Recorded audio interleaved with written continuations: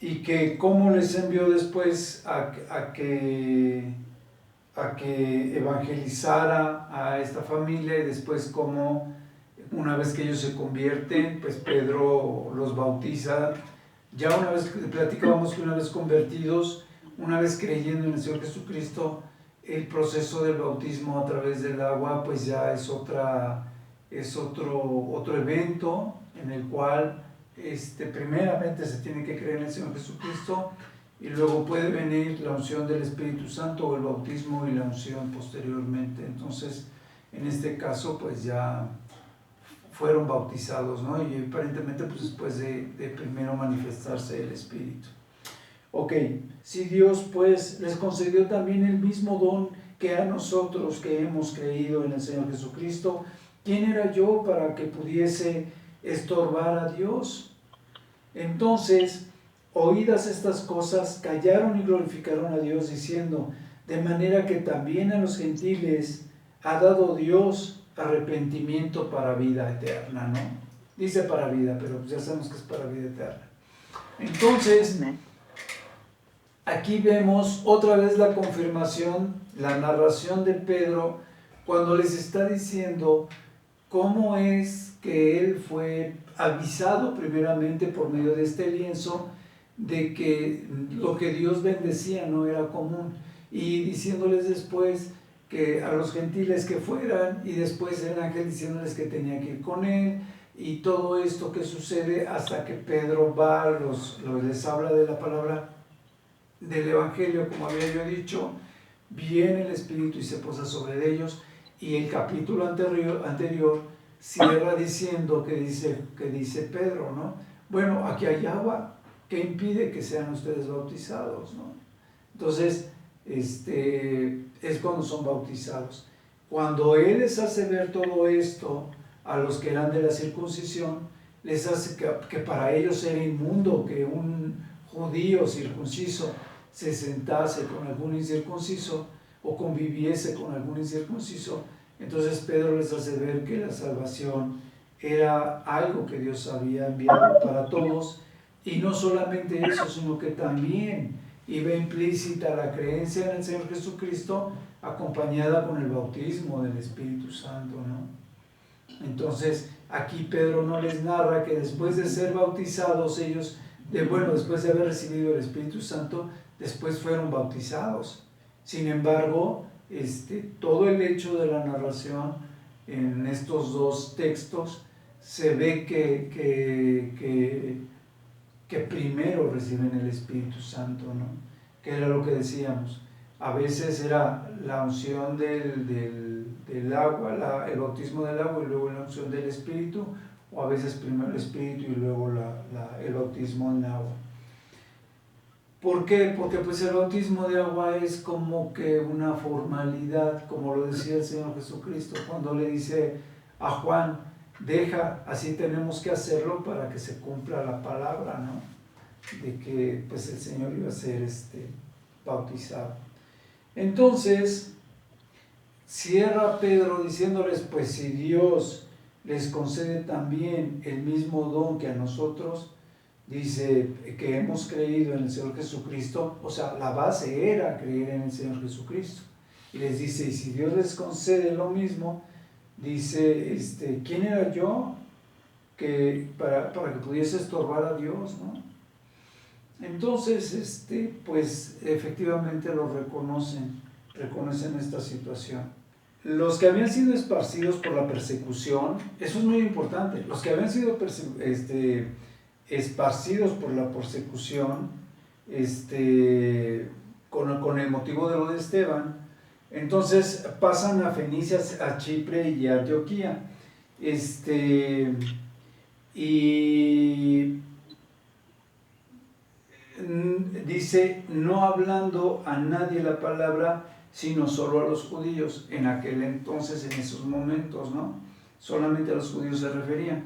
Pero entre ellos estaban dos varones, uno de Chipre y otro de Cirene, los cuales entraron en Antioquía y empezaron a hablarle a todos, a los griegos, y hablando y anunciando del Evangelio del Señor Jesucristo.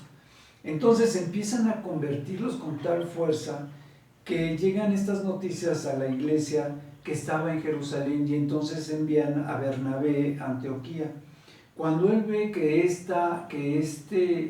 la palabra estaba siendo una palabra, ¿cómo se dice?, de sana doctrina, que estaba siendo bien difundida y demás, entonces lo que él hace es que, bueno, y aquí lo que dice es que él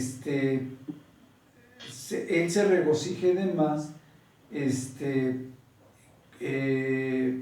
que estos fieles permaneciesen fieles de corazón al Señor. Dice, porque él era pues un varón lleno del Espíritu Santo y de fe, y una gran multitud estaba agregándose en aquel entonces, pero básicamente esto empieza a difundirse y empieza a tener esa fuerza, ese poder, y a difundirse hasta aquí, con lo que había hecho estos varones de Chipre y de Cirene. No precisamente, o no por el esfuerzo que tenía Bernabé. Entonces, cuando esta difusión empieza a hacer que creciera tanto la iglesia, entonces Bernabé manda a traer a Saulo, ¿no? Dice a Tarso, manda a Tarso a buscar a Saulo para llevarlo a Antioquía. Cuando él lo trae a Antioquía, se quedan todo un año. O sea, ¿qué es lo que muchas veces hemos platicado? La iglesia, cuando crece, cuando el evangelio crece con tanta fuerza porque los apóstoles habían estado con el Señor Jesucristo, y la fe que tenían pues no era tan similar a los otros apóstoles que también seguían al Señor Jesucristo, porque el Señor Jesucristo los apartaba, les aclaraba, les daba palabras, con Él tenía una relación más personal.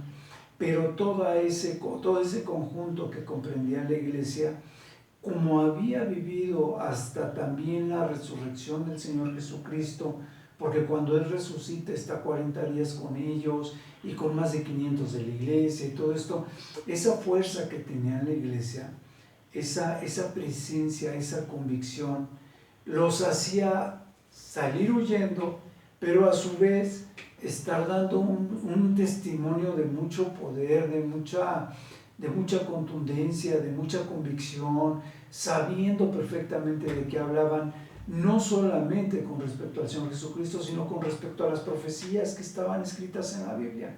Entonces, eso permitía que ellos fuesen tan convincentes, que a veces con 2 o 3 palabras, como estamos viendo aquí en el transcurso del libro de los Hechos, cada vez que hablaba Pedro, esos testimonios, esos evangelios se volvían muy poderosos, y esto es lo que pasa aquí. Entonces, con tanta fuerza empieza a tomar fuerza la iglesia, que ellos se quedaban durante varios años, ¿no? Que era lo que decíamos alguna vez, de lo que habla 1 Corintios 15, que si el evangelio de Cristo no fuera verdad, los cristianos hubiesen sido los más dignos de lástima o de conmiseración. ¿Por qué? Pues porque ¿para qué huir? ¿Para qué abandonar las familias? ¿Para qué estar tantos años haciendo crecer una iglesia sobre un evangelio falso? Pero no era así, era un evangelio verdadero, era un evangelio que hablaba sobre lo que ellos estaban totalmente seguros, y por eso es que la gente venía en masas, convencidos de la misma fe de ellos mismos, de los mismos apóstoles o de la misma iglesia que estaba comprendiéndolos. Entonces aquí dice que ellos se quedan por un año. Dice, enseñaron a mucha gente, los discípulos se les llamó cristianos por primera vez en Antioquía. Es cuando se les empieza a llamar cristianos a aquellos que eran seguidores de Cristo, porque obviamente el mensaje que se estaba dando era sobre la resurrección de Jesucristo. Siempre ha habido diferentes niveles de profetas, ¿no? Porque pues hay unos que han dado profecía tras profecía tras profecía en el Evangelio del Señor Jesucristo, ¿no? Ok, y entonces vemos que el mismo Herodes que ya habíamos visto que Juan el Bautista lo reprendía por Herodías y demás, es le echa mano a Jacobo y entonces lo mata, y como ve que eso le agrada al pueblo, dice, pues de aquí soy, ¿no? O sea, voy a hacerme más famoso, voy a agradarles más al pueblo, y empieza a atraer a más gente para seguir matando, ¿no? Se puede decir. Entonces se le ocurre que fuera Pedro el siguiente en la lista. Y entonces aprende a Pedro y como era el día de los panes sin levadura, pues no lo podía sacar al pueblo y entonces tenía que esperar a que esto pasara. Y entonces es cuando lo pone con estas guardias, de 4 guardias de soldados, ¿no? Entonces, eran 4 grupos de cuatro guardias. Entonces eran 12 guardias en total. Entonces lo encarcelan y estaba esperando a que pasara la Pascua, pues para poder sacrificarlo, ¿no? Y que la gente lo exaltara por haber matado a otro cristiano, etcétera, etcétera. Cuando Pedro es apresado, vemos que la iglesia empieza a orar con muchísimo denuedo para que sea liberado y demás. Entonces viene el ángel, lo libera. Pedro, al ver todo esto, y lo libera con mucha tranquilidad, le dice, ata tu calzado, ¿no? Cíñete y ata tu calzado, ¿no? Entonces se lo lleva, pasan las puertas, se le abren, se le caen los grilletes de las manos, etcétera, etcétera, ¿no? O sea, se ve que varias cosas, que Dios es fiel, que para Dios no hay imposibles, la facilidad con la que hacen los ángeles o siguen las instrucciones del Señor, ¿no? El poder de los ángeles ante no solamente las situaciones espirituales, sino también ante las materiales. Y entonces lo lleva hasta la puerta de afuera. Una vez que ya está en el exterior, entonces ya el ángel lo deja y es cuando Pedro se da cuenta de que pues todo esto no era una visión como él pensaba, sino que era una realidad. Entonces cuando él va y toca y esta muchacha no le abre, era obvio que ante la muerte que ya había hecho Herodes a Jacobo, pues pensaban que obviamente pues también ya era el espíritu de Pedro, ¿no? Entonces, en esta parte ya no lo dicen como su espíritu, sino hablan de que pues era el ángel de Pedro, ¿no? Pero estaban hablando de que era su alma, su espíritu o algo así, que estaba tocando.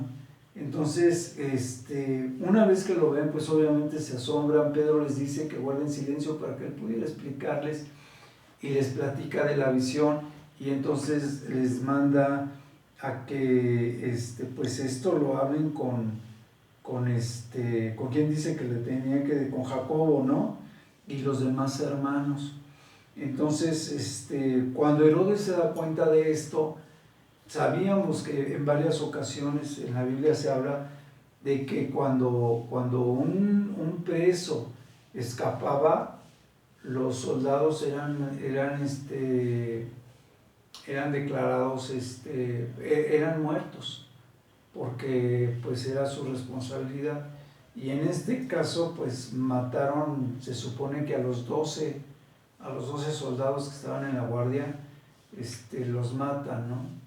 Y claro, pues a fin de cuentas, como soldados, pues ellos están obligados a cumplir, pero con el riesgo también de padecer, y pues desgraciadamente pues también padecieron la muerte por esta situación de la liberación de Pedro. Pero vemos cómo ellos, la iglesia, cuando Pedro se presenta, la iglesia seguía orando cuando Pedro les toca, ¿no? Entonces pues es una situación muy bonita porque vemos también cómo el apoyo y la oración de los justos pues puede mucho. Primero que la parte anterior, el párrafo anterior, habla de que pues Herodes se va a Judea y a Cesarea, ¿no? Y que ahí está. Sí. Entonces después Herodes estaba enojado con Tiro y con Sidón, y cuando las gentes que no sé si por alguna razón habla de que habían sobornado a Blasto, que era el camarero mayor del rey. Esto quiere decir que si él era comido por gusanos, ha de haber sido porque Blasto le ha de haber dado tal vez algo de comer. El caso es que lo menciona y pues como que tiene cierta hilación, ¿no? Porque no por cualquier cosa está diciendo que él fue sobornado. Y entonces ellos pedían paz, y porque pues precisamente su territorio estaba abastecido por el rey, o sea, dependían del rey, por eso querían paz, querían que él dejara de estarlos asediando. Entonces una vez Herodes, vestido con sus ropas reales, se sentó en el tribunal y les empezó a reprender, les empezó a reclamar, y etcétera, etcétera. Y entonces el pueblo empieza a pedir que sea Dios el que los incite, los corrija, o que sea Dios el que los esté ministrando en ese sentido de qué es lo que se tenía que hacer. Y que no querían la voz del rey, no querían la voz del hombre. Y entonces, en ese momento dice que un ángel del Señor hiere a Herodes, y aunque no lo habíamos visto, después de todas las cosas malas que había hecho Herodes, es su fin, comido por gusanos, ¿no? Como que reventó, siendo comido por gusanos. Y dice aquí que porque pues nunca le dio la honra a Dios, tampoco cuando Juan lo exhortaba prestó atención, aunque le dice la Biblia que Juan le agradaba y que se contrista cuando tienen que entregar la cabeza de Juan. Sin embargo, nunca realmente prestó atención y corrigió nada en su vida, ¿no? Entonces, él esa es su muerte que tiene, ¿no? Y posteriormente a eso, Bernabé y Saulo, como ya habían cumplido su servicio, ya habían revisado lo de la iglesia y demás, pues entonces es que regresan a la iglesia de Jerusalén, que los había enviado para ver qué había pasado con esta doctrina hacia los gentiles, ¿no? Entonces, al irse ellos, pues se llevan también a Juan, el que tenía por sobrenombre Marcos, del que se hablaba antes, ¿no? Lo que quiero que estos profetas y maestros que estaban reunidos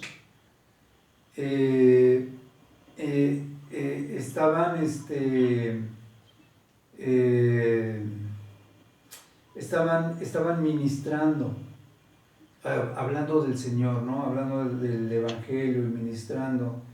Entonces, ellos estando en ayuno y en oración, el Espíritu Santo les guía y les dice que aparten a Bernabé y a Saulo para la obra a que habían sido llamados, ¿no? Entonces, quiero que vean, a veces en la Biblia se hablaba hasta entonces de que en momentos bajaba el lienzo, bajaba una voz, el ángel les hablaba o Dios les hablaba y situaciones así.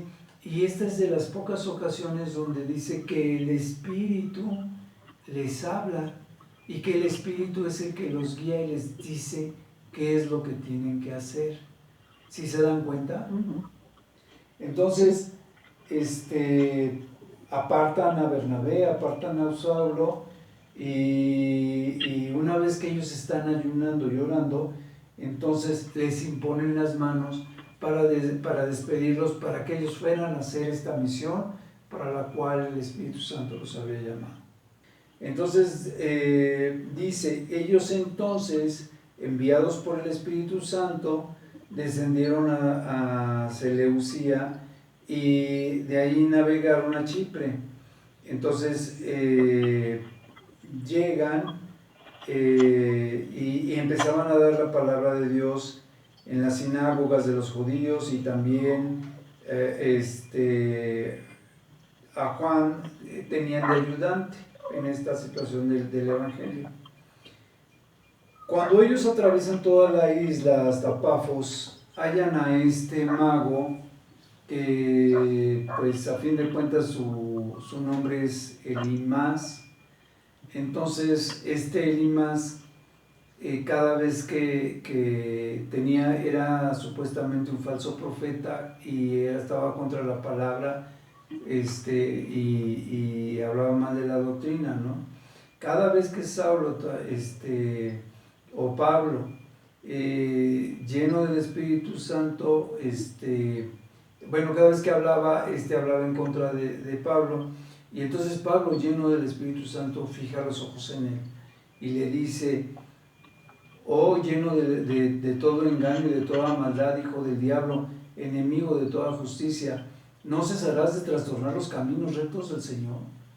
¿No? ¿Hasta cuándo vas a distorsionar esto? Le dice: aquí pues la mano del Señor está contra ti, serás ciego y no verás el sol por algún tiempo, ¿no? Entonces inmediatamente cae en tinieblas y empieza a buscar quién le ayude para poderse transportar. Entonces, cuando el procónsul que ve todo esto, entonces él cree maravillado, ¿no? Y empieza a creer de la doctrina del Señor. Obviamente la palabra que Pablo le había dado, pues era la palabra de la resurrección, de la salvación de nuestros, que podemos obtener a través del Señor Jesucristo. Y ya una vez que ve los milagros que hace Pablo y cómo es reprendido por Dios, cuate Elimas, es que pues el procónsul cree, ¿no? Inmediatamente. Entonces voy a parar aquí tantito, porque es la primera vez que ellos hablan después de que les piden que se manifiesten, de que les platiquen o que hablen en la sinagoga. Y cómo Pablo, ya habíamos visto cómo Pedro hablaba con mucho denuedo, y en esta ocasión ya es Pablo, y vemos cómo Pablo habla con un denuedo, con una precisión, con una exactitud, porque él era ya, tenía lo mismo que Pedro, la unción del Espíritu. Pablo no había estado con el Señor Jesucristo, pero mientras que Pedro había estado con el Señor Jesucristo, Pablo era súper letrado, súper capacitado y demás. Pero los dos, lo que tenían aquí en esencia es que estaban seguros de la fe en el Señor Jesucristo, y eso les permitía dar testimonio de cómo el Señor Jesucristo había sido resucitado, y cómo las profecías habían avalado que iba a nacer el Señor Jesucristo del linaje de David, y esto después de que los trajo durante 40 años en el desierto, y como por otros 40 años los trajo, los trajo otros 440 años, y luego 40 años más con Saúl, y así sucesivamente, ¿no? Entonces, él les hace la narración paso por paso, enseñándoles cómo es que las profecías se habían estado siendo cumplidas hasta la negación del mismo Señor Jesucristo, y cómo el Señor Jesucristo había sido resucitado y había estado conviviendo con ellos. Entonces, al hablar de todo esto, y además confirmar de que los mismos salmos de David hablaban de que él no iba a morir, no iba a haber corrupción, les dice: aquí no se refería a David, sino que se refería al Señor Jesucristo, porque el mismo David sufrió corrupción y demás. Dice: pero cuando el Señor Jesucristo se presenta y le dicen a Juan el Bautista, el profeta, que tenía tanta fama, que si él era el Mesías, él dice: no, yo no soy el Mesías, tras de mí viene el Mesías, ¿no? Ya se los había dicho de varias maneras, y en muchas ocasiones vimos que hablaba directamente de que el Señor Jesucristo era el Mesías. Y en esa ocasión a la que hace referencia es cuando Juan el Bautista dice: tras de mí viene alguien el cual yo no soy digno de atar las correas de su calzado. Entonces vemos que Pablo les está narrando todos los detalles más importantes hasta la resurrección del Señor Jesucristo, y después de eso les narra cómo todo eso había sido profetizado hasta la negación y la entrega del Señor Jesucristo, ¿no? Entonces, ellos se quedan picados y los invitan a que vuelvan a venir al día siguiente, ¿no? Entonces, ahorita les voy a seguir leyendo. Entonces dice: y despedida la congregación, muchos de los judíos y de los prosélitos piadosos siguieron a Pablo y a Bernabé, quienes hablándoles les persuadían de que perseverasen en la gracia de Dios. Fíjense, o sea, había judíos dentro de toda la multitud que también estaban siguiéndolos, ¿no? Que también estaban ya creyendo sobre todo esto. Dice: el siguiente día de reposo se juntó casi toda la ciudad para oír la palabra de Dios, pero viendo los judíos la muchedumbre, entonces los judíos que todavía no creían, que habían sido, que no creían en Jesús, entonces se llenan de celos y entonces empiezan a rebatir a Pablo, ¿no? Lo que decía, y entonces contradiciendo y blasfemando contra lo que estaba diciendo Pablo, que era la salvación del Señor Jesucristo. Entonces voy a seguir leyendo porque no me quiero estar deteniendo. Entonces Pablo y Bernabé, hablando con denuedo, dijeron: a vosotros a la verdad era necesario que se os hablase primero la palabra de Dios, mas puesto que la desecháis, no os juzgáis dignos de la vida eterna. He aquí, nos volvemos a los gentiles. O sea, ya dejando esa predicación que estaban llevando a los judíos en la sinagoga, se iban a regresar a seguir predicándole a los gentiles, que estaban abiertos a escuchar sobre esto. Porque así nos ha mandado el Señor diciendo: te he puesto para luz de los gentiles, a fin de que seáis para salvación hasta lo último de la tierra. Entonces dice, y esto lo vemos, ¿no? Porque aquí está hablando de Isaías, cuando está hablando al pueblo de Israel, pero que es una consigna para todo Israel, que es de donde nace la fe, en Jehová nuestro Dios, donde nace el Cristo, el Mesías, y donde nace nuestra salvación, ¿no? Entonces, los gentiles oyendo esto se regocijaban y se glorificaban la palabra del Señor, y creyeron todos los que estaban ordenados para la vida eterna, aquellos que ya habían sido escogidos desde antes de la fundación del mundo, ¿no? Y entonces dice, y la palabra del Señor se difundía por toda aquella provincia, pero los judíos instigaron a mujeres piadosas y distinguidas y a los principales de la ciudad, y levantaron persecución contra Pablo y Bernabé y los expulsaron de sus límites, ¿no? Entonces, cuando los echan de la ciudad, lo que el Señor les había dicho, ellos entonces sacudieron contra de ellos el polvo de sus pies y llegaron a Iconio, ¿no? Y los discípulos estaban llenos de gozo y del Espíritu Santo, ¿no? Entonces, vemos que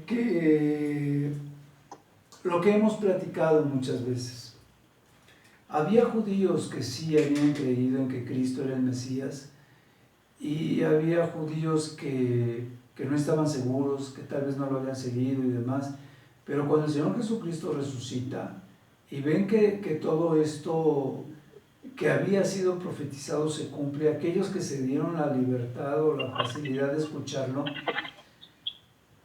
pudieron creer. Y aquí lo dice la Biblia, porque estaban predestinados. Pero dentro de todo esto también había judíos que no creían, porque como lo que decíamos la vez pasada, ¿no? Muchos pensaban que Jesucristo, en lugar de haber nacido en Belén, había nacido en Galilea. Entonces, sabían que el Mesías no venía de Galilea, sino que venía de Belén, pero también ignoraban el origen verdadero del Mesías. Entonces, por un lado, el desconocimiento de la palabra de Dios y de las profecías, o del desconocimiento de la doctrina del Señor Jesucristo, por un lado les aparta de esta fe para ser salvos, y por otro lado aquellos que tal vez no conocían tanto, que no eran tan celosos de la palabra, o que se permitieron oír sobre el Evangelio del Señor Jesucristo, y que se permitieron oír sobre el Evangelio de los apóstoles, y que se permitieron poder creer en que efectivamente Jesucristo había resucitado y que Él era el Mesías. Además de todos los hechos que existían en ese momento, como los milagros que habíamos estado viendo y lo que vimos ahorita cuando dejan ciego a este falso profeta, y así sucesivamente, todos esos acontecimientos iban permitiendo que muchos de los judíos sí se convirtieran, pero ¿qué creen? Que no eran cualquier tipo de judío, no era cualquiera que pudiera aparecer por suerte, eran aquellos que ya habían sido predestinados para ser salvos. Así lo dice la Biblia. ¿Por qué? Porque el Señor Jesucristo y nuestro Dios, cuando se hace este plan de salvación, ya sabían desde antes de que nosotros naciéramos, desde antes de la fundación del mundo, quiénes íbamos a ser salvos, quiénes íbamos a creer en la palabra del Señor y quiénes pues lo íbamos a seguir, ¿no?